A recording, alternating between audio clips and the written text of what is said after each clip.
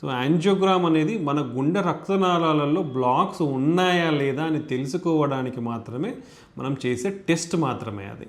Okay, దాంట్లో చిన్న అంటే మన చేతి ద్వారా ఒక చిన్న సూదిని పంపించి అక్కడ ఒక ట్యూబ్ పెట్టి ఆ ట్యూబ్ ద్వారా ఒక చిన్న కెథటర్ ట్యూబ్ని తీసుకెళ్ళి డైరెక్ట్ గుండె రక్తనాళాలలో మనం చిన్న కాంట్రాస్ట్ అనే చిన్న లిక్విడ్ని ఇస్తామన్నమాట. దీంట్లో పెద్ద కాంప్లికేషన్స్ అనేది అయితే ఏమీ ఉండదు. సో హార్ట్ ఫంక్షన్ తగ్గడం కానీ, హార్ట్ వేగం పెరగడం తగ్గడం కానీ ఇలాంటివి ఉండే అవకాశం చాలా చాలా చాలా తక్కువ. So it is 100% safe procedure అనమాట.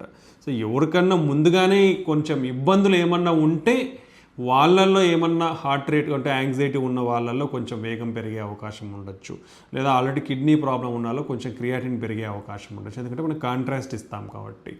ఓకే, ఇలా చిన్న చిన్నపాటి ఇబ్బందులు ఉండొచ్చు, లేదా చేసిన చోట కొంచెం వాపు రావడం అనేది ఉండొచ్చు. కానీ యాంజియోగ్రామ్ టెస్ట్ తర్వాత గుండె వేగం పెరగడం తగ్గడం కానీ, లేదంటే హార్ట్ ఫంక్షన్ తగ్గిపోవడం కానీ ఇలాంటివి ఏమీ కూడా ఉండవు. యాంజియోగ్రామ్ అనేది 100% సేఫ్ ప్రొసీజర్.